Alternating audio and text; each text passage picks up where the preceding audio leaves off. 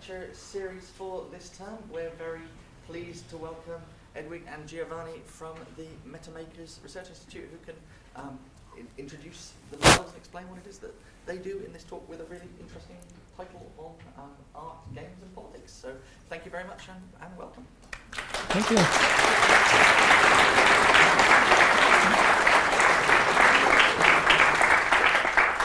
So, hello everyone, thank you for the introduction. So I'm Edwige Lelièvre, it's fine if you cannot pronounce that, and it's Giovanni Rubino.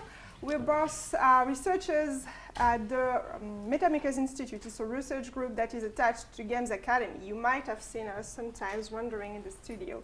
We'll say a bit more about who we are and our background a bit later, but first about what we're talking about today. So it is about games, video games, and their message. So let's go first with the definition. Yeah, so this is what we will be talking about. Those are games that are trying to express something very specific, and they are designed to do so. Like all the developers were started with the intention of expressing that, and they want to do that in order to express it toward the player or specific players. So what exactly can you express like that? Well, pretty much everything. We're talking stuff about political beliefs, personal experiences, game discourse. There is talking about games as a medium or about the game industry or talking about games themselves. If you could make a specific statement of any sort, really, like just generic art games, or really any combination of these. This is like a non-exclusive list and a non-comprehensive list. So you can make like a specific political statement, or you can make you could use your personal experience to make a political statement about games or something. You can really do more or less, you can express whatever you feel like expressing really with games, we feel like. So we hope this might interest you because you're game students. And even for the programmers that are here, and we're not obviously talking about programming today, because you choose to do games programming and not programming from the industry. So maybe you are interested in games that are a bit different from just software development in general. And so we will ask now our dearest assistants that are also Metamakers, Johan and Tim, to give you some papers because we would like this session to be a bit interactive. And so we would like to participate a bit. And now we are asking a question that is, what is important to you as a person or as a citizen? So you won't be graded on that, so don't worry, it's fine, it's not dangerous.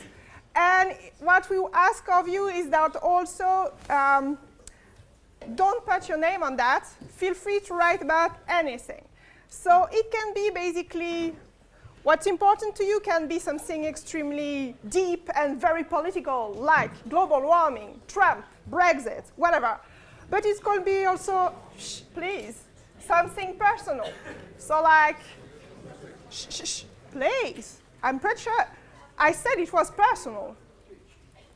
So, yeah, it can be something very personal like a disease that is someone in your family has. It can be something positive as well. So like a very important friendship to you, or something in the middle like LGBT rights, stuff like that. So everything like that is fine.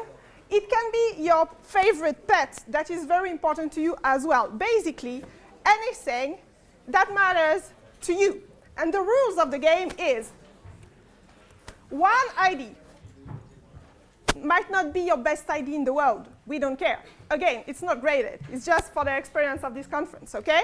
But 3 words maximum, and you write it twice. So I want to see it on both pieces of papers you've been given. If you've been given only one, split it, okay? So you have 2 pieces of papers, because we will gather them, okay?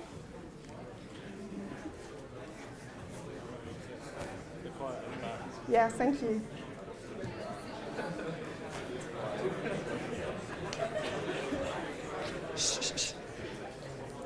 So you have 2 minutes to do it, okay? Again, it's just a conference experience. It's not the game of your life. So relax, calm down. Think of something that matters to you today, okay? It can be the awful weather of Cornwall or the beautiful sea over there. Everything's fine.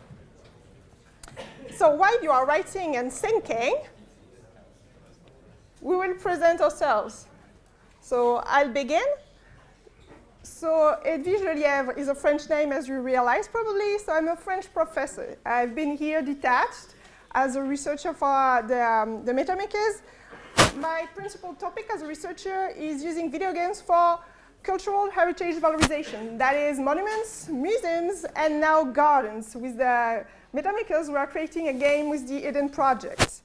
And why would that be relevant to what we are talking today? Is that for both of us, we have been creating games for quite a while that are never pure entertainment. So I've made kind of a lot of games, big games for research project or smaller game at game jams, and all the time there was a strong message. And that's why we hope we are a bit relevant to talk about that, besides the fact that, of course, the subject interests us. Well, I am just a game designer. I'm Giovanni Rubino. I was a student until a few years ago, really. And so while still being a student, I started getting involved in political games that tried to do something more than just entertain. Like we worked on a game that tried to teach kids about pollution using big data, which is data from the European Union. Or I worked on a game on Trump, where you discuss with Trump, and then you always lose because you don't win discussing with Trump. So yeah, this is what we'll be talking about, political games. This is what we tend to work on most of the time, on political, meaningful games. And the way this will work is that soon we will collect all the papers, first of all. So We'll begin the collection now. You guys will collect the papers. So give only one. The other one, you have the same note, you keep it for later. Just one of them.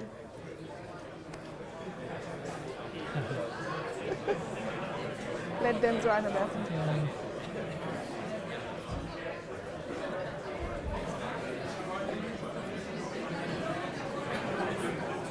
We have to say shh at some point.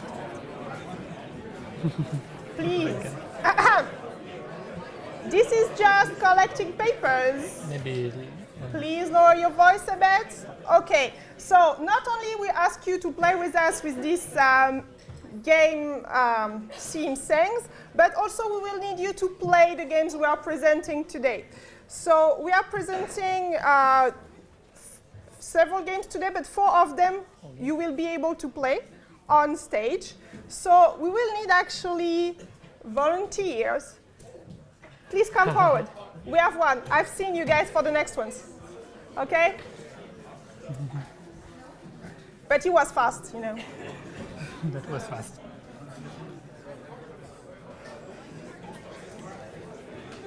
Your turn.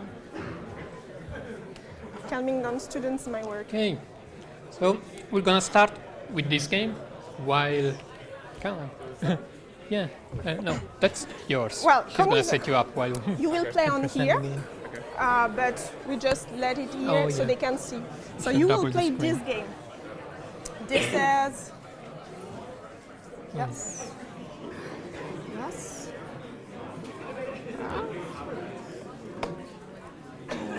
There we go. No, wait. Okay. Thank you.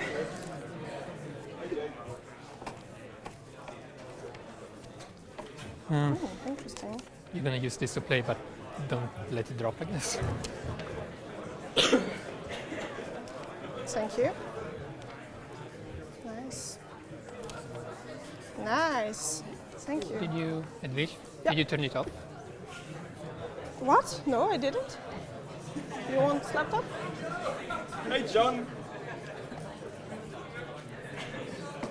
Hey, Rory. Hey, Doug.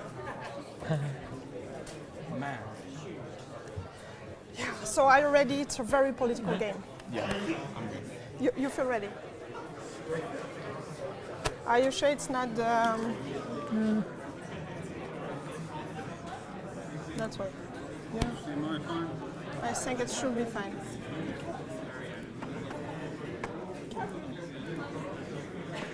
Why? Oh, there we are. You have it? Want to lower the volume? Can we put the volume a bit then? Oh yeah. Yeah. It's not that nice. Yeah, maybe a bit more. Oh, they don't say it. Just music. Okay. Actually, there you go. Okay, fine. We're gonna start talking about this game. It's called L'Internativa Novel. It's basically an Italian game based on real events. You can start playing whenever you want, really. Made by Mauro Vanetti. So it's basically an interactive fiction story, really, where you get to organize an anti-fascist protest. So as you can see, it's pretty political already. And it's based on real events, which makes it kind of interesting, because what happens basically that in that city in Pavia, almost exactly 2 years ago, in the 5th of November 2016, the fascist movements were starting to get a bit more popularity, let's say. So the anti-fascist movement wanted to contrast with this somehow. And eventually, when the fascist movements wanted to do this protest, like a demonstration, in a plaza that was dedicated to an hero from the Second World War, the partisan hero, a communist partisan hero that was killed by the fascists just when he was a kid. And they were going to be really disrespectful against this statue, basically. So the anti-fascist movement decided to picket the plaza. They showed up, but they didn't have any permission to do so from the council. So soon enough, the police showed up and quite quickly broke down in violence. Nobody died, nobody was seriously injured, but it was a pretty important event because that was also the last time that fascist protests happened, basically. It was happening every year for like a bunch of years already, and now it's not happening anymore, mostly because of this protest, even though the police used violence against anti-fascists and then sued the anti-fascists again, and they're still gonna go to court and they're gonna have to defend themselves toward crimes that did not fully commit either. This game talks about that experience. You are given the choice to deal with this protest, decide when to protest, where to protest, decide if you want to wait for permissions or if you want to go against the police, do pretty much whatever you want, kind of, in organizing this protest. What's interesting, though, about this game as well is that it's not really a crowd pleaser in any sense, as in it's not agreeable. It's not told from the point of view that everybody could agree upon. Is very much biased toward the anti-fascists, against fascists, against the police as well. Just for a starter, the fascists you will see in a minute are depicted as pigs, which makes perfect sense if you ask me. And while the police is depicted as dogs, like anthropomorphized dogs, basically, which is kind of a reference to Lenin's writing, The Watchdogs of Capitalism. And the whole way the game plays, for example, it's interactive fiction, but you don't get to make choices as a character. It's not you that's deciding stuff. Characters don't even have a name, except at least the positive one, the comrades. You all make decisions together. When you make decisions, you always use the plural. We should do this, let's do this, because that's the beliefs of the people that you're playing as, basically, the group that you're playing as. It's also quite interesting because what happened 2 years after, almost actually last month, in Pavia they did a festival where they showcased this game. Soon afterwards, there was a bit of a backlash from the fascist branch of the local government, basically. They were not happy about anti-fascist games showing at public events, the way they put it, for kids to play our games, because surely this is a game that kids would play. And this discussion is still ongoing in Italy. Just recently, one of our, again, fascist-leaning ministers was basically talking about games in very negative terms. I think, in the sense, he was saying something like games are making our kids stupid or stuff like that. which is kind of ridiculous that we're still discussing this politically. It's also interesting that this game sparked that whole discussion. Yeah, that's so. Well, the thing about this game is that most of the games we'll talk about, actually only 2 games that we will talk about are free to play online. This is one of them. Oh, here's a fascist person, which is a pig. No, this is a policeman. Yeah. It's not a pig, it's a duck. Easy mistake. Sorry. Yeah, the heart is a bit weird. Like pigs and dogs look surprising in this game. Surprising. Yeah. Sorry. Again. Hey, are we on time? Should we keep going? Yeah, I think so. We won't have time to playtest the whole games. Some of the games we're presenting last way longer than the time we have for the conference, obviously. So this is just to give you a taste, and of course not spoil the whole games, okay? Yeah. Also, this is a very short game. You can play it in like 15 minutes. So And we're it's gonna free get to the end quite quick. Also. So, Okay. okay, so thank you very much. We interrupted Voltaire, but that's all right. Let's just, We go blank the time. Wait. oh yeah. Okay. So as you can see, this game was an example we wanted to show you, even if it's not the most well-known indie game, because it's in terms of political message, well, as clear as you can get. It's not something that's trying to get everyone agreed on, you know. It's anti-fascist game, clearly anti-fascist game. In a lot of games that, well, for instance, Deus Ex Human Revolution or stuff like that, you will have several point of view. So actually, that's very different. Yeah, this is basically a game that has a very specific political agenda, a very specific message it wants to come across, and has some kind of relevance in the real world as well, both with things that happened last month and because it's based on real events. So it's quite a contrast when you think of games like Overwatch or stuff like that, which is, I guess, clearly a non-political game, because I guess not all games have to be political, which will what we'll be talking about now, basically. We'll be playing Sacramento. We need somebody to play. So, So we had some volunteers over there. Yeah. Come on.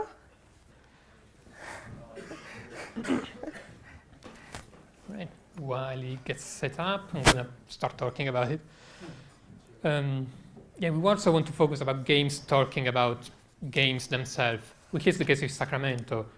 It's basically a walking simulator where you, in case you don't know what it is, walking simulators are generally defined as games where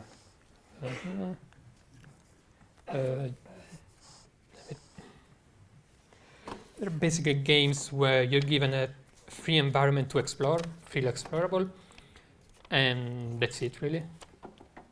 There can be other interaction, but the idea is to strip down interaction as much as possible. Yeah, you can just walk around normally with bus. Oh, It's sorry. not on the screen. Ta-da. Yeah, yeah. A bit of sound, maybe.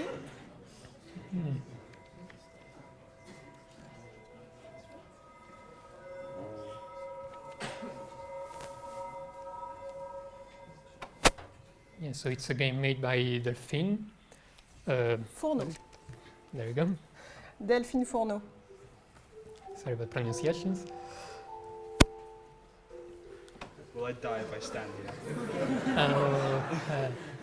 You're not There are dying. not enough trains. It's like a Cornish station. There are not enough trains for you to die. I really like the art style. The whole game is about walking around this environment, experiencing whatever you see, which is could be just a puddle or these sketches thrown around the place. And it's all built on the tradition of the walking simulator that kind of shaped the modern game industry as well, like the Raster, Proteus, which, independently of what you want to say about them, like if they're game, if they're not game, what kind of interaction do you need for games, those are interesting examples because they reflect on what a game is. They strip down everything they can and just leave you wondering, is this still a game? Even just that is enough to create an interesting discourse around games. This one specifically also has an element of personal introspection from the author, which you just saw there sketching around. She basically dropped into this game all sketches that she's been doing across years of working into games or working and going through her life, and leaves you with fragments of memories. Those are whole fragments of her memories, but given to you without context. It's just beautiful stuff to look at. You don't get to know why are they there, why are there fish flying above the sea, for example. You just left to wonder, and you have to do some work to figure it out. You have to do some work to figure out what it means to you.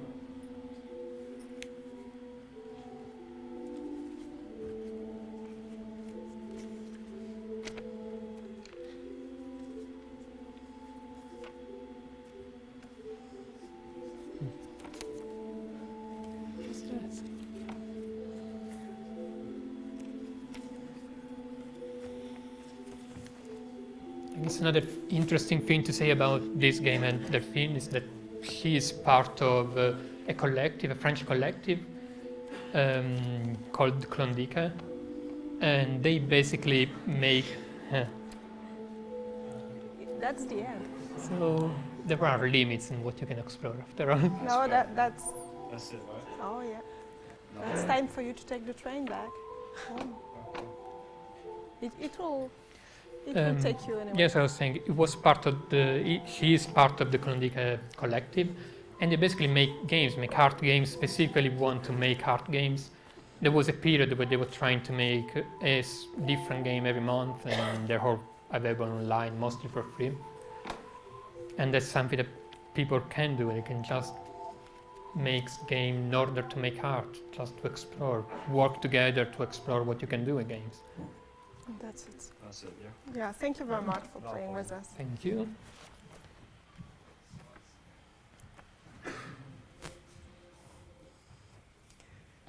Okay.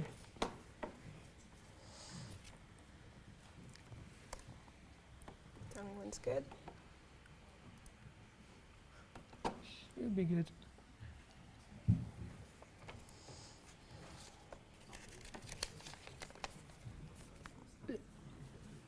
There we go. Okay. So, I've read a bit what you've written. And so, obviously, I'm not trying to make a scientific survey about what students and professors of Falmouth Game Academy care about. So, I will cherry pick some of the things you said. I'm very surprised that some of the topics that are the most popular among you guys are friends and families. Dogs are popular, but maybe it's just a bias because I talk about dogs and pets. I'm not sure. But that's for sure is very interesting. For instance, that so many of you mentioned that how many of your games that you're creating right now are about your friends or your family? I'm not sure that many. And yes, so that's interesting. There's a lot of actually very political topics that you raised, a lot of jokes as well. Not all of them I understand because, of course, I'm French, so yeah. Doesn't mean really much to me, but yeah, there's vehicle pollution. Freedom of expression looks like something that you care a lot about. So there's a lot of things in here that are very interesting and that we actually don't see that much in both the games industry today, even in indie games, so in indie games a bit more maybe, but especially not in the games I have seen from previous students of the Games Academy and the games you are making now. So that's why we wanted to do this. At the moment. So now I will present you some games that are a different type of take on politics, that is the politics from the individual stories, from the one people point of view. So you deal with the subject that can be very similar to a political game, but instead of putting it at political level, so group, union, political party, you take it from one person point of view, which is very different. So right now, I would like someone, a volunteer, please, to play. Please come forward. To play a normal lost phone. So this game Yeah, thank you, volunteer. This game, A Normal Lost Phone, it has been created actually from a game jam. So not all of you have been at Game Jam yet, I guess, but you will probably, because there's the global game jam organized at the Games Academy in January. And so it was created actually from the global game jam, and it's a game that was very successful for an indie game because it sold more than 1 million copies, which is a lot. It's not that much of money because, of course, it's not sold 40 euros, but 2. So obviously that's not that much money, but still very successful for an indie game. And so as you see, the basic idea, the basic story is that you found a lost phone. And so you're trying to sneak into that people's phone just to find out who they are so you can give them their phone. And by trying to find out who that person is, you learn about their story. And this story, so it's a bit of a spoiler, but I won't spoil too much. It's about being a trans person. So it's a very LGBTI game. And how did that happen? So the main writer that got actually the idea of the game jam, she's called Elizabeth Meller. And so I know her personally, so she told me about how that happened, and I made a bit of research on that. And so at the game jams, like in the game industry in general, there's a lot of men, especially, but a lot of people in general that are quite jerks, you know? And so when you're female at a game jam, and you don't want jerks in your team, you have to find a solution. And her idea was say, okay, let's try to make an LGBTI game. So if men come forward in the team, they're probably safe and interesting person. So we're good to make a team. So she wasn't actually a trans person herself. She was interested in the topic, but it was more like a move to be, you know, with people with at least similar interests. And so they go with that. And during the jam, they get a great idea, this idea of finding a phone. And so basically what your interaction is like it's a real phone. So you're trying to get the Wi-Fi code and stuff like that, going to the message, trying to get the password and stuff like that. So it's really like you have a phone in terms of gameplay. And so during the jam, it was quite successful. So they decided to work a bit more on that. So for 2 weeks after the jam, they continued working on the game and released it publicly, and it got a lot of interaction from YouTubers. Because it did, especially because the subject was so rarely treated in the game, well, they managed to get a distributor, someone that made them have a larger audience, and so they actually took a year to polish the game, because it's a thing to make a game jam game that is fun and something else that you can sell. So it needs additional work, obviously. So yeah. So they work on that with additional people that were not in the game jam team initially, but they did quite an interesting job. So of course, the thing is that it's meant as a quite intimate game about, transition, but also just the personal story, the relation toward family, toward friends, and the life of a young adult. The theme of the jam was rite of passage. So they wanted to, you know, talk about that. So when you're going 18, what's happening to you when you're actually someone that's, transitioning. So of course the game lasts 3 hours, so we won't see much of it now. It was just to give you a taste of it, and I won't tell you the end because it's a very nice story. But thanks for playing it. Okay. So I will now show you another completely different game, but on the same idea of talking about something extremely political, but from a personal perspective. Might have had a last volunteer. Why not a woman? Because so far. Please, come forward. Let's do this. And this game, it's called Bury Me, My Love. So the name is a bit weird. I will explain to you what it means. So it's a game about Syrian refugees, okay, and immigration. So of course, very, very political subject. And bury me, my love, it's a Syrian proverb that means that when you love someone so much, you want them to outlive you, and that they live so long that they can bury you. So it's actually, this game is a love story. And you're playing the husband of a woman called Noor that decided that she tried her luck and tried to go to Europe. And you're following her, but you don't have access. She's an independent person. You can just give her advice. She follows it or not. So this story is very strong, but the gameplay is quite simple. So basically, you choose some text. Not often you can choose the text. Actually, you have a few, options. Sometimes you can send a picture. Sometimes you can text a smiley, and that is. But still, with very, very few options, you get a lot of possibility, and there's several very different endings to the game. So yeah, what is important also with the gameplay, right now, I think Giovanni set it up to the accelerated gameplay. It's supposed to be real time. That is, you're following a journey over several weeks, and you get notification on your phone when she texted you something.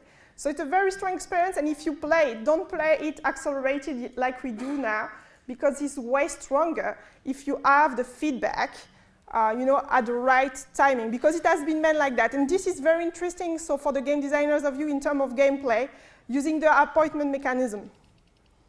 Okay, so there's a lot. So this game also was very popular. It was made possible because also it was funded by a German-French TV channel, that is Arte.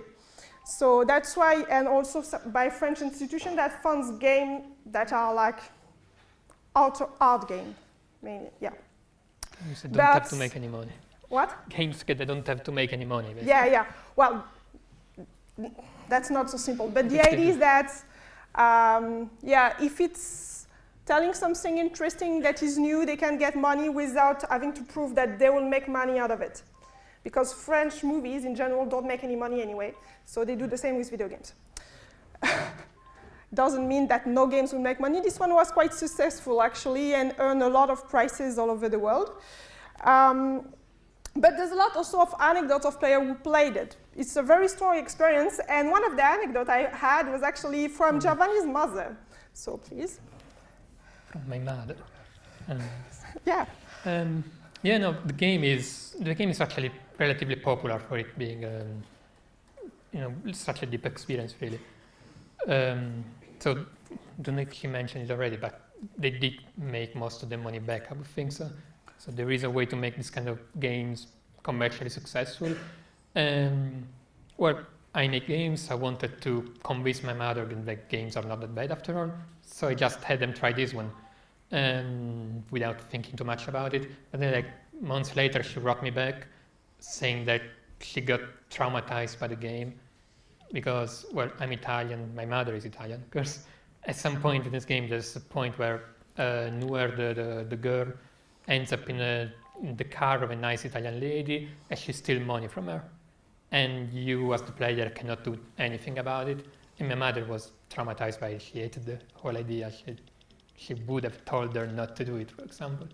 But that's actually what makes this really strong. The whole idea of helplessness. You don't get to control what she does, really. You get to advise her, but only very limitedly. So you can just send her text, you can't even talk to her, you can barely send her any picture, which makes you feel really powerless. Like in this case. What are you going to choose? Yeah. The good thing is not an actual person that's going to die if you choose badly. So. Oh, okay. And sometimes you get to choose to advise her to do something specific, and then she still does whatever she thinks is best, because she's another person.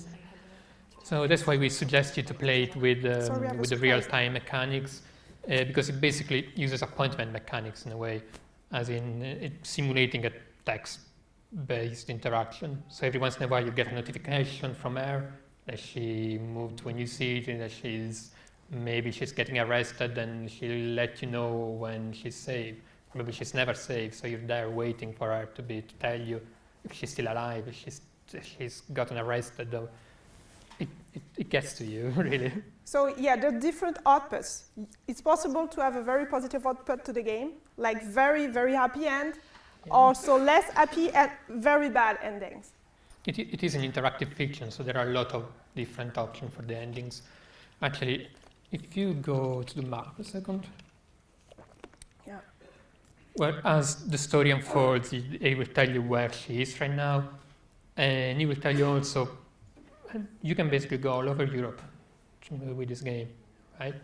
And some path will lead her to death, some will lead her to get arrested, some will end up nicely, and she will be able to move to a new country. So, Yeah. You want to introduce it? yeah, we don't want to spoil you the game too much, and we actually have a bit of a surprise, because we like surprise, is that so this game has been made by a team, and we happen to know both of us the writer of the game, and so I invited him to go on Skype with us now, so we can ask him a few questions. So he will. I have a few questions for him. Obviously, I am prepared for this. But if you guys, even the professors, have questions for Pierre, you are free, obviously, to ask him as well. If some of you guys, it doesn't look like it's on line yet. I will call him anyway. Oh, should we turn it to public somehow? We will see. But I told him it's coming. Nah. Wait a sec. He told me he's online.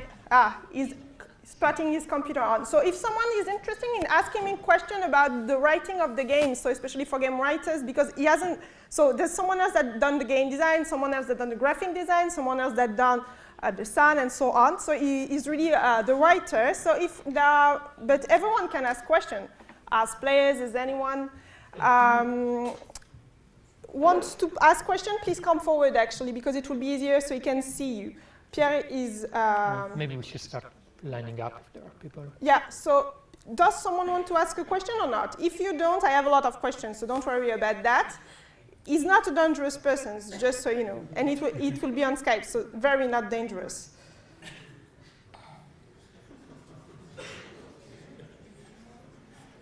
No? You want to come? Come with us, Rory. Yes, please come. Come with us. A brave one. And you have some fun over there, it looks like. Yeah. Okay. Is he just coming on? Yeah. Right. He's on Messenger, grab but his he has computer. tools. Yeah. Oh, he's here. Let's go. So please, when you ask question, you come forward to be in front of the camera, because you know when you're not a native speaker, it's way easier to understand someone when you see the lips moving, you know? Yay! Can we Salut. put it on the screen? Tell him that Yeah. we're putting him on the screen. We put you on the screen. Pierre, on te met sur l'écran? Okay, we'll talk in English from now on, but if you don't understand something, you tell me, okay? Need a tutorial? Pierre's English is way better than mine, but you know, with the Skype connection, it's always complicated to understand everything. So, I will let you begin if you like, Rory. Sure, yeah. So, we have several people that have questions for you, and I have for you as well, obviously. Thank you for being here with us. So again, this is Pierre Corbinet, the writer of Beryl. Me, my love, is also the writer of a blog on indie game that is very cool, that is Ujo Vipo, and of some other games, including NSFware, that is quite fun. You should take a look, but not on campus, or else I'm dead. Please. So, hello Pierre, I don't know if you can see me. Okay. My question is, because we just saw a demonstration of Bury Me, My Love, and I was just wondering what your thoughts are on, if you're making a game about a particular political subject, should you be, if you're someone who's not intimately involved with that subject, and you want to make a game about that subject, should you always go to people who are directly involved with it, or can you just try and make that game yourself? To what extent do you think you really need to sort of get consultation with people who have direct experience of events like that? Well, I think that if you're going to write a game about anything actually, if you can get to talk with people involved, that's always better, I guess. For Bury My Love, we worked with Dana, who is a Syrian woman who now lives in Germany. And yeah, she was really important in the process of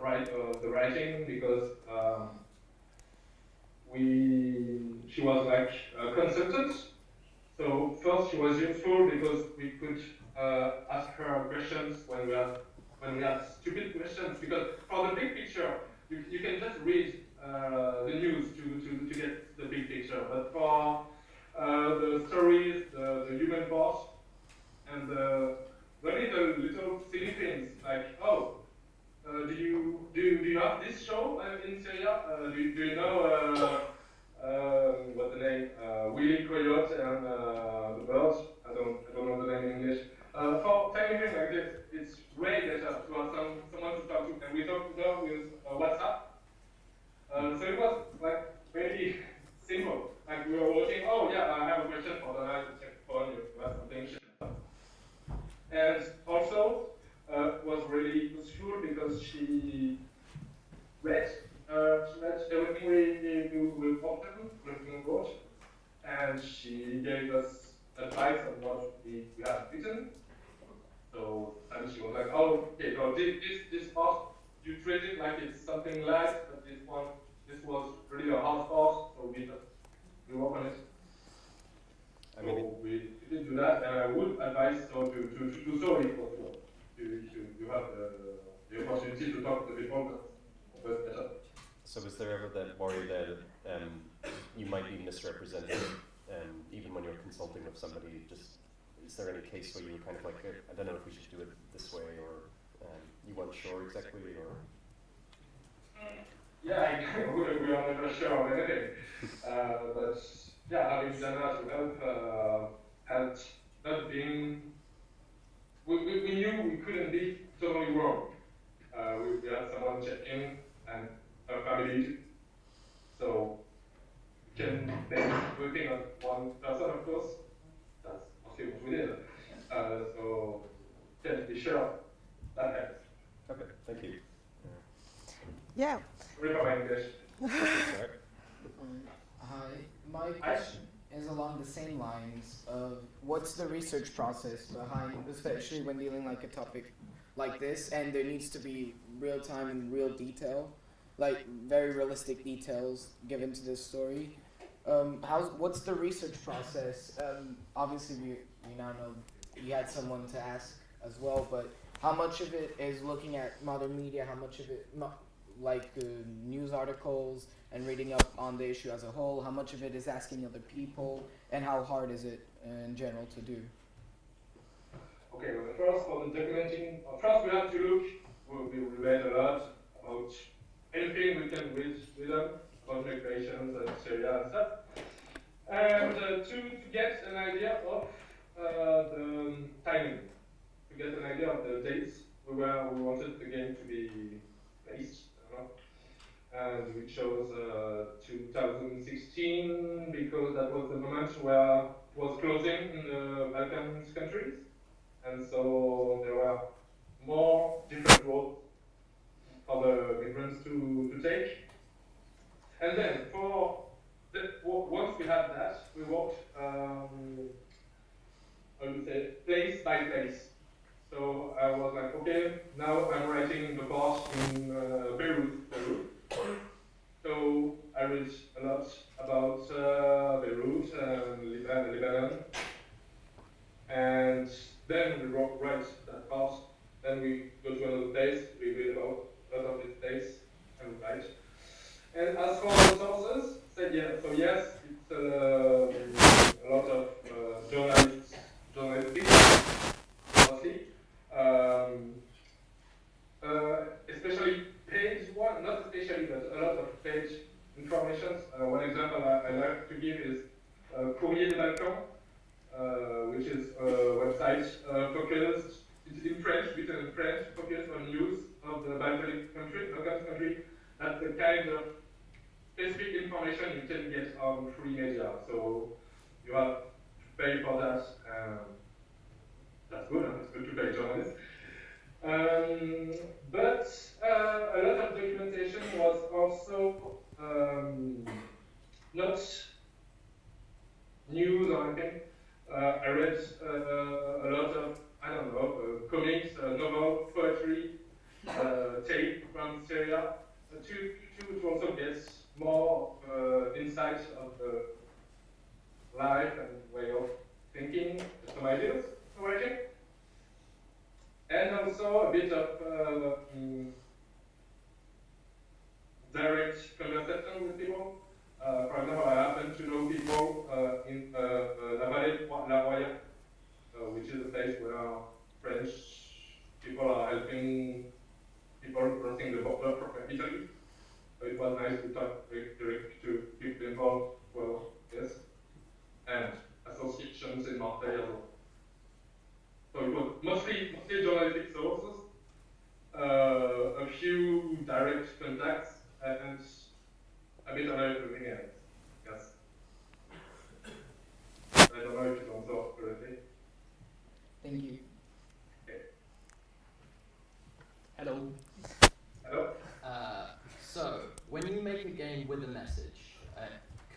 easy to present facts in a way that's repulsive to people? Like, how do you go about presenting your information without being too heavy-handed? Well, the main source, the main inspiration for Brilliant My Love was an article written in Le Monde. It was called something like Inside the WhatsApp feed of a Syrian refugee. And it was actually a reconstruction, translation of a WhatsApp feed, like a refugee talking with parents and sister on WhatsApp. And this was actually surprising because this was really, it feels perfectly human, but also not that heavy. Because when you're, I guess it's one of the reasons, when it's your life, you don't talk heavily about it. It's just when your life, you're talking about real life right now. You don't have time for pathos or anything like that. And the second thing is that, I guess, when you're a refugee and crossing countries, living dangerous things, you might not be really honest with the people at home. You don't want your family to worry too much. You're comforting them most of the time. You tell the opposite. You don't seek help of them. Try to tell them, okay, things is going to be okay. And so, yeah, since we did that, since that was the thing in Rubino, you talked about Dana Noah talked with someone in Syria. Yeah, we don't. Well, we wanted that. We wanted no much factors and wanted to just feel real and human, and not something that I don't know make you feel really sad, or even if you know that sometimes the game can make you feel sad.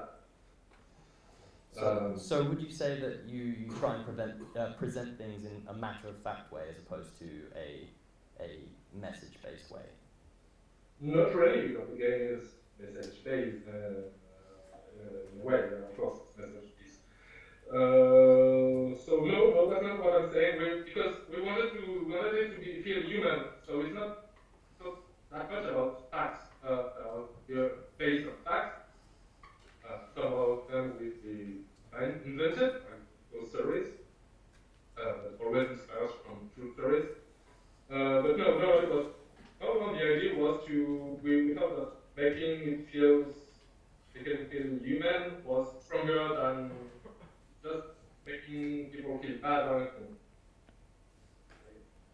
Thank you. This is not a clear answer, I'm sorry for that.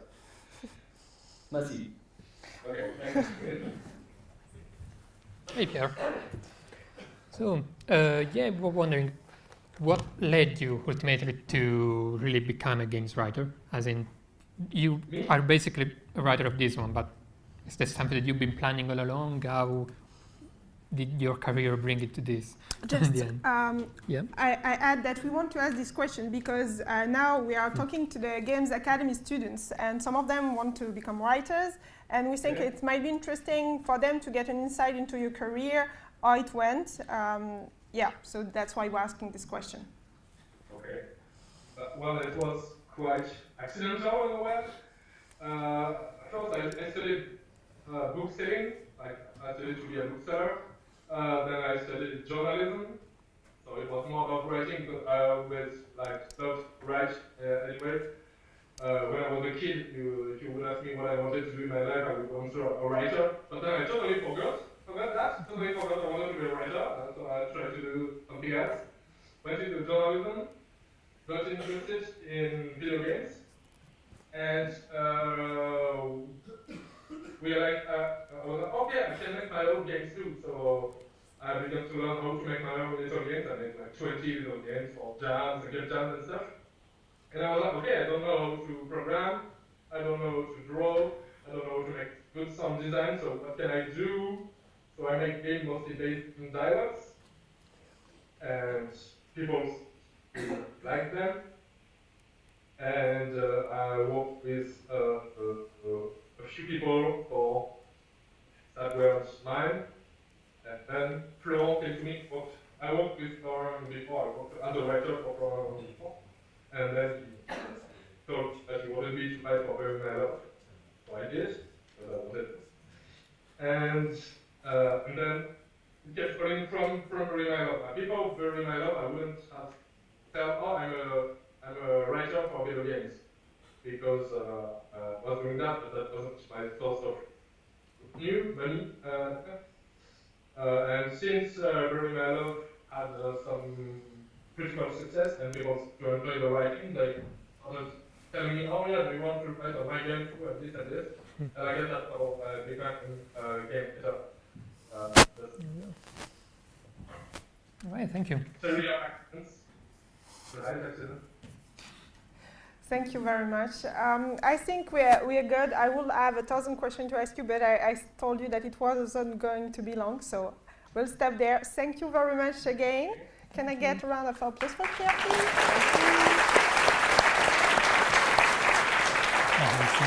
I don't know if you can hear them, but yeah. I'll send you a picture. Yeah. Thank you very much. Thank you very much, Pierre. So, Good luck. Thank you. Anything? so we. Bye. So we are switching back to the slides, and we'll give you his name and contact as well. So, like you have, most of you, I think, have been there 2 weeks ago for the presentation of the antimatter person, yeah? And one of the things he said is that it's very important for you guys to have a Twitter account. How many of you guys have a Twitter account now? Good, actually good. The other ones, create one, please. And so this is his Twitter account. Yeah, it's not about you liking or not, it's a professional thing, you know? So, yeah, this is his Twitter account, and it's quite, actually, you might not think that, but for indie persons, they're quite easy reach. So, yeah, of course, the CEO of Blizzard, no. But most indie writers, indie game designers, they're easy reach, and Twitter is one of the best way to get reach of people. Game jams as well. So, what about non-political games? Okay, then. Well, we'll be talking about mostly political games, or games that try to transmit some kind of message. So what about completely non-political games that seem to be really superficial, like Overwatch, one we were talking about before? Well, for some could be obvious, but if we were to go into it a bit more, we find out that there's a lot of political discourse in games like this as well, in AAA games, in massive games. Like in Overwatch, for example, for starters, you can already see from the characters there's quite an effort in trying to work toward representation. It's supposed to be an international organization, so of course there are people from all over the world with all kinds of different culture and different backgrounds. We have those story related to the Omnics is related to the role of artificial intelligence in the modern world, the role of technology with humans. The characters like Genji or Doomfist, or most of those characters really, are all about the role of technology with humans, how they interact, which is sort of very relevant in the modern world. May, for example, the Ice Lady, in case you don't play the game, she's all about finding a solution for global warming. That's literally her only reason to, main motivation in the whole game. The whole, actually, in Overwatch, the main conflict in the whole game is based, basically, in order to create story, in order to create engagement in the conflict, they base it on political debates. So, for example, the whole Overwatch against what's called Blackwatch thing is all about accountability of authority. Do we need to trust the authority to control us as much as doing whatever they want? Do we need to control them? How do we need to control them?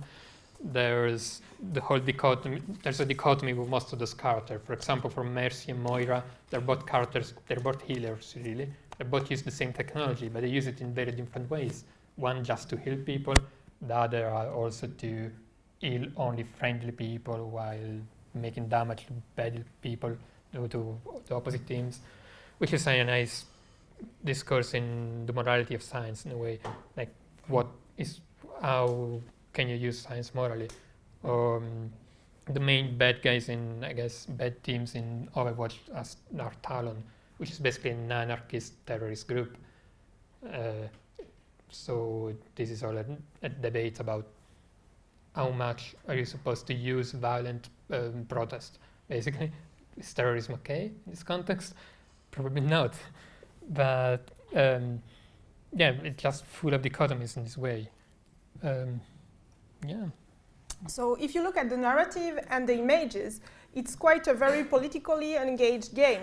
For inclusivity in terms of representation, you have a lot of LGBTI characters of colors, a lot of women, and also the narrative is very political as well, as Giovanni told you. But at the same time, when you watch the league or the championship, you will notice maybe that's basically only white male playing it at this level of competition. And so you might wonder why, but what we didn't discuss about this game is gameplay. And actually, as you might know, the gameplay has an influence on the message. And in Overwatch, the gameplay is very white male-ish, because it's about shooting and killing things very fast.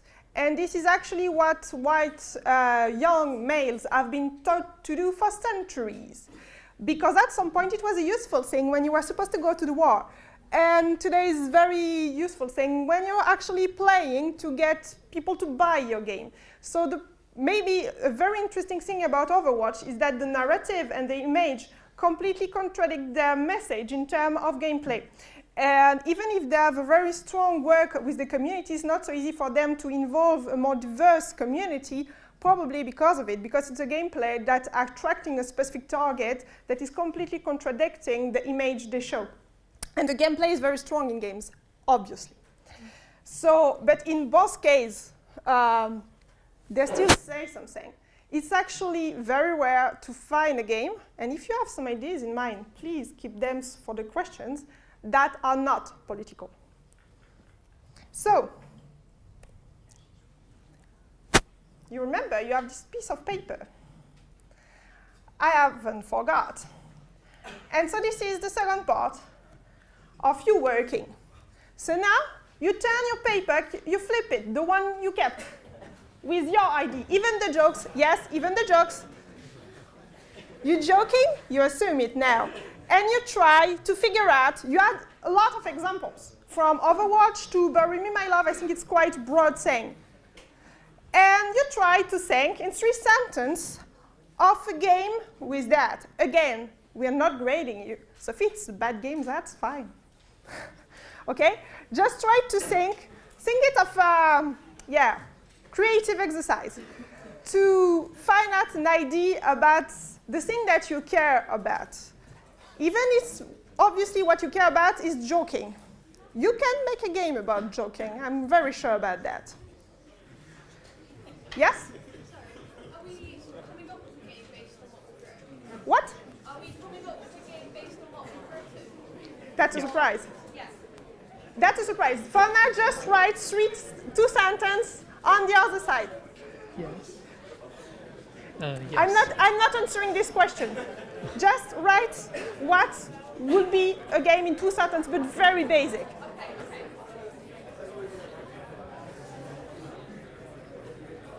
Again, it's not awful if we don't understand everything.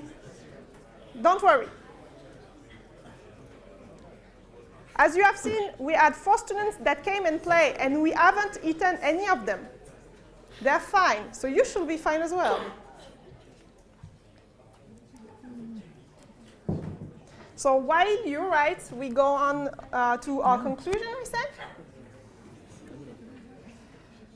Yeah. You want to start? No, you start. Okay. Yeah. Well, for starter, you should again talk about that. Okay, then. We're basically saying that our games are really political in a sense, either indirectly or directly. Everything is political. Everything is affected by the politics of the world or your culture. We're defining your politics as more generally saying something about your game or being influenced by the world around you to say something about your game. There is no way you can avoid it as well. Even if you try to be as non-political as possible. You'll still be influenced by the world around you. And by who you are. Yeah, by who you are. And if you're just surrounded by people that are just exactly like you, you're going to end up doing something that's boring, mostly. Yeah. Just similar to what you expect to find in a game. Mm-hmm. Well, it's nice to have surprises in a sense, to talk to people, to figure out a way to do something new. Yeah, basically, we at the beginning of title was about video games, art, and politics, and we didn't talk about art that much. But what we're trying to imply, and of course it's a very huge jump, is that games are art. Of course, there's a debate here, and because they're art, and art is always political, and there's also a debate here. All games are political by nature. So this, when we say that, we might even ourselves not agree 100%. It's just to make you think a bit about the impact of what you say. You might not agree that games are art, but games are a medium for communication at the very least. And when you say something, even if it's the simplest thing in the world, like Candy Crush, this means something, this has impact, and you could be biased by what you think. So it's better that you realize what you want to say, so you control the message you're saying, basically. The bias, we always have it. We realized with Giovanni that we had a heavy bias when we choose the game, so we wanted to have very diverse games, so according to the topic we choose, from all over the world, and we end up with only Italian and French game. So it was actually not on purpose at all. But the thing is, obviously, especially for indie games, you know your community way better. And that the things for you guys, you know the games that people like you play the most. And so in the end, we didn't felt it was too bad because you probably don't know this game as much as games from the UK, probably, not sure, but maybe. And so that was not too bad to open your mind, but it's a general problem that, yeah, you know about yourself. And this is actually a good thing, so talk about what you know. And that will be a very interesting thing, and it can be very political, actually. Just to talk about yourself, whereas to talk about wars you never fight, like World War II or stuff like that, might mean more something about the world that is today. Yeah, so basically now you have a piece of paper with a message you want to transmit, with something that matters to you, and with a game. So go and make it, basically. Just think about what matters to you. Think about what makes you angry, what makes you riled up, what makes you really happy, what you want people to talk about, and just put it in your games, whatever game that might be, because it will make it so much better because of it. And also, if you don't feel like you want to invest 6 months, and also to talk to this with the whole team, because a lot of game you do is a whole team, and it's very hard maybe to share an idea with people that don't feel like you, probably. You can also use game jams for that. As you have heard, lots of the games that we presented, and political games in general, have been made in small settings. It's not AAA games. Why is that? Because it's easier. If you fail, it's fine, okay? And so for you, you will have the global game jam, but I hope during your career, you will have a lot of jams. It's very common also for industry professionals to attend game jams. So you will have this occasion to share the message, even the one that you think don't sell. And actually, they might sell better, because for instance, a normal Lost Phone and Bury Me My Love, it's games that sell very well compared to a lot of indies that are way more traditional. So don't be afraid, even if you think commercially, I mean, to talk about what matters to you, because there's a chance that actually it might matter to someone else. So that is also something I think is very important. But still, the question is, it's a question that a scholar asked, is whether or not a video game can change the world. Is also whether or not art can change the world in general. It's not so easy, obviously. So for instance, maybe some of you guys have seen the TV shows Sense8. Some, yeah, maybe. And it's not because of Sense8 that there is no transphobia in the world anymore. It's not that easy, obviously. It will be nice, but it's not that easy. Firstly, because probably most the people that watch it are the ones interested in the subject already. So yeah. And so that's one of the issues. And also, well, it's not so easy to change someone else's point of view, but even if you make a small change, it's interesting. And also, sometimes make it for yourself, and make it also for the games as a medium, the games as the industry, to make it more mature. when the media journalists talk about mature games, I always have a big laugh because mature games, what they say mature games is blood and boobs, which is actually teenager mature. Okay, I'm not judging. Child games are fine, teenager games are fine, but it would be nice also sometimes to broaden the reason. And I think it's what indie games do very well. And also as young professional, it's something you could do. And from what I've read in the little paper, there's a lot of potential there. So yeah, go for it. Okay, so go and make games and change the world with it. This is us. Yay! And we're upstairs as well. This is how you can follow us on Twitter, because I guess that's how you connect with people in the games industry. But we're also upstairs, so if you make a political games, come and show it to us. Thank you. Thank you.